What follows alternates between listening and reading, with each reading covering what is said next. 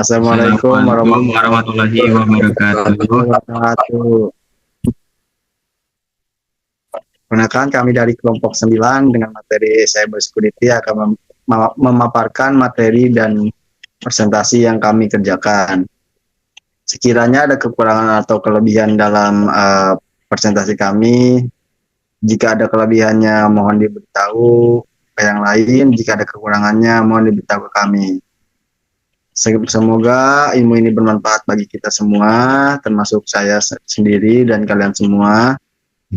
Selamat menikmati materi ini.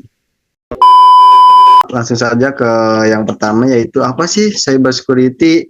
Nah, cyber security adalah praktek melindungi sistem komputer, jaringan, perangkat, dan data dari ancaman cyber seperti serangan pencurian, perusakan, atau akses yang tidak sah. Tujuan utamanya adalah menjaga kerahasiaan, integritas, dan ketersediaan data, dikenal sebagai CIA trade. Nah, selanjutnya, komponen-komponen utama cybersecurity itu apa aja sih? Nah, yang pertama, keamanan jaringan atau networking security. Itu mengamankan lalu melintas jaringan dari penyusupan. Nah, yang kedua, ada keamanan aplikasi atau application security. Itu adalah proteksi terhadap rentanan software. Nah, yang ketiga, itu ada keamanan informasi atau informasi security. Itu menjaga kerahasiaan dan keakuratan informasi. Nah, yang keempat itu ada keamanan operasional atau operational security. Itu ada proses dan kebijakan mengelola dan melindungi data. Yang kelima itu ada keamanan code atau code security. Itu mengamankan layanan berbasis code. Yang keenam itu ada keamanan endpoint. Nah, atau endpoint security itu melindungi perangkat pengguna seperti laptop, smartphone, dan lainnya. Selanjutnya itu ada tujuan dan pentingnya pengenalan cyber security. Nah, yang pertama itu ada tujuan. Tujuannya apa sih cyber security itu? Nah, tujuannya itu tujuan pengenalan cyber security itu adalah melindungi data, mencegah keamanan cyber security, memastikan sistem berfungsi, menjaga integritas data, meningkatkan kesadaran pengguna, dan mendukung keberlanjutan operasi. Nah, yang pentingnya mengenalkan cyber security pentingnya cyber security itu termasuk meningkatkan aktivitas digital yang membawa risiko perlindungan data pribadi, ancaman cyber yang kompleks, minimnya kesadaran pengguna, keamanan infrastruktur kritis, penggunaan kerugian finansial, dan peningkatan kepercayaan. Oke, selanjutnya akan dibahas oleh Dimas Utomo. Selanjutnya yaitu ada jenis-jenis ancaman. Yang pertama itu ada malware, yaitu software berbahaya seperti virus dan ransomware. Ada juga hacking, akses tidak sah ke sistem untuk mencuri atau mengganggu. Nah, selanjutnya itu ada phishing. Phishing itu penipuan untuk mendapatkan data sensitif via email atau pesan palsu. Nah, selanjutnya yang terakhir ada DDoS atau serangan untuk membuat layanan tidak tersedia. Nah, selanjutnya untuk pencegahannya yaitu yang pertama enkripsi data. Jadi, semua data yang dikumpulkan dan dianalisis harus dienkripsi untuk mencegah akses tidak sah. Ini termasuk data hasil analisis dan data yang dikirimkan antara perangkat atau server. Selanjutnya bisa pencegahan yaitu dari keamanan jaringan. Jadi kita memastikan jaringan yang digunakan untuk mengakses data atau sistem manajemen data terlindungi dengan firewall yang kuat dan menggunakan VPN untuk komunikasi yang aman. Selanjutnya yaitu kita bisa memantau sistem. Sistem harus dipantau secara berkala untuk mendeteksi aktivitas mencurigakan yang mungkin menunjukkan upaya peretasan atau kebocoran data. Nah, selanjutnya itu ada kontrol akses. Nah, kontrol akses ini kita bisa mengimplementasikan kebijakan kontrol akses yang ketat untuk memastikan hanya personel yang berwenang dapat mengakses data ke perangkat tertentu.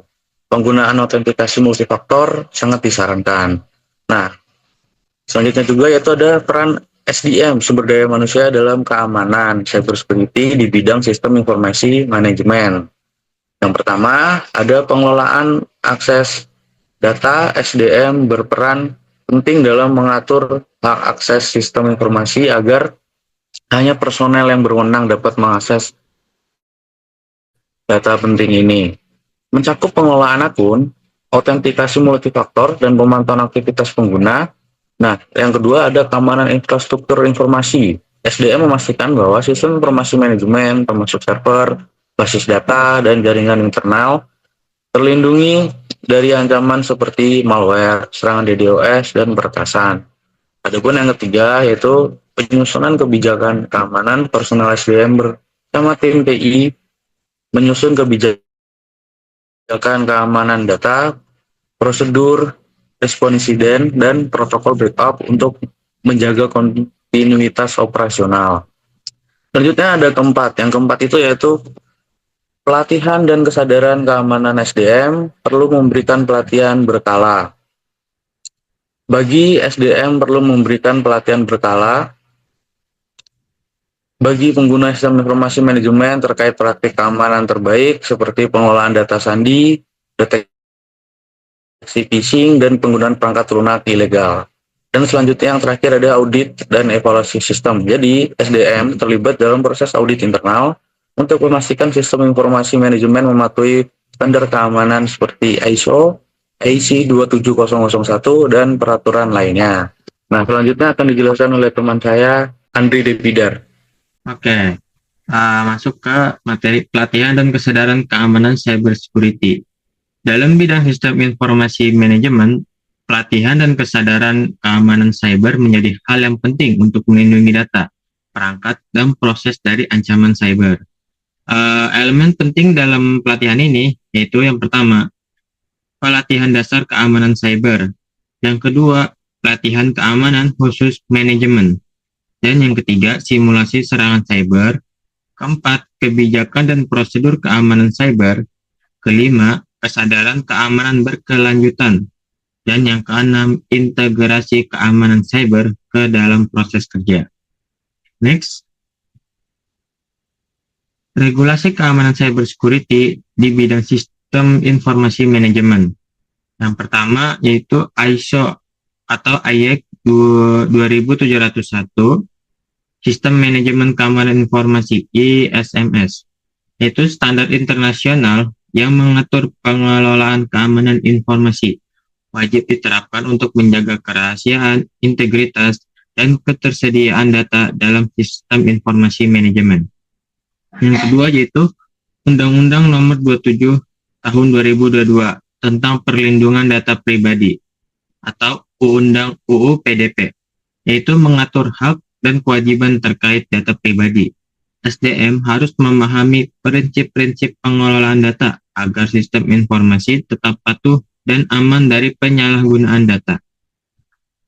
Yang ketiga, yaitu Peraturan Pemerintah Nomor 71 Tahun 2019 atau PP PSTE, yaitu mengatur penyelenggaraan sistem elektronik dan kewajiban perlindungan sistem serta data dalam transaksi elektronik. Sangat relevan bagi sistem informasi di instansi publik maupun swasta. Next. Nah, studi kasus yang kita pakai itu dari PT Bank Syariah Indonesia atau BSI. Untuk profil perusahaannya yaitu PT Bank Syariah Indonesia Tbk yang di sektornya yaitu jasa keuangan atau perbankan syariah dengan skala salah satu bank syariah terbesar di Indonesia. Untuk kasusnya yaitu serangan ransomware pada bulan Mei tahun 2023, yang dimana BSI mengalami gangguan layanan digital selama beberapa hari, diduga kuat akibat serangan ransomware Lockbit 3.0 yang berhasil mengenkripsi sistem internal dan mencuri lebih dari 1,5 TB data termasuk data nasabah. Nah, untuk selanjutnya akan dijelaskan oleh rekan saya yaitu Arsene Dias. Untuk selanjutnya studi kasus PT Bank Syariah Indonesia yaitu kita melakukan namanya observasi lapangan atau dari laporan dan analisis media. Yang pertama, kita lihat dari kelemahan sistem. Indikasi bahwa sistem belum dilengkapi pertahanan ransomware yang kuat, dan kurangnya segmentasi jaringan. Yang kedua, dampaknya yaitu nasabah tidak bisa mengakses mobile banking, ATM, dan layanan digital lainnya selama beberapa hari. Yang ketiga, kurangnya transparansi awal. BSI sempat tidak langsung mengakui insiden sebagai serangan cyber, menimbulkan spekulasi publik. Solusi dan langkah perbaikan yang pertama yaitu dengan cara pemulihan sistem. BSI memulihkan layanan terhadap bertahap dan memperkuat keamanan infrastruktur TI. Yang kedua, yaitu dengan cara audit dan evaluasi keamanan. Melakukan audit internal sistem TI dan bekerja sama dengan lembaga keamanan digital nasional. Yang ketiga, peningkatan edukasi SDM. Meningkatkan pelatihan keamanan bagi pegawai internal serta memperketat akses ke sistem sensitif.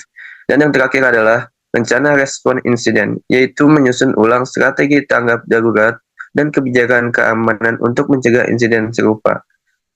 Next, nah di sini ada masa depan cyber security, yaitu dengan cara penerapan kecerdasan buatan atau AI dalam manajemen yang menggunakan perangkat dan sistem otomatisasi untuk analisis.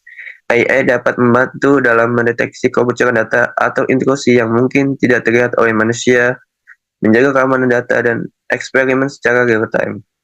Dan kedua, ada pelatihan serta kesadaran keamanan cyber yang lebih baik.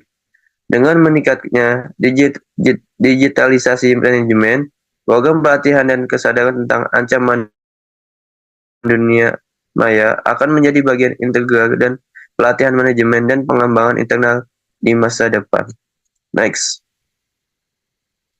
Untuk kesimpulannya, yaitu keamanan cyber dalam bidang sistem informasi manajemen sangatlah penting untuk menjaga kerahasiaan, integritas, dan ketersediaan data organisasi. SDM berperan besar dalam mengelola infrastruktur TI, menerapkan kebijakan keamanan, serta membangun budaya kesadaran terhadap ancaman cyber. Dengan mengikuti regulasi seperti ISO atau ISC 27001, UU PDP, dan PPPSTE, organisasi dapat meminimalkan risiko kebocoran data dan menjaga kepercayaan pengguna. Maka dari itu, investasi pada penguatan SDM dan sistem keamanan informasi harus menjadi prioritas utama dalam era digital saat ini. Cukup sekian dari kelompok 9. Apabila ada kekurangan, mohon dimaafkan. Terima kasih.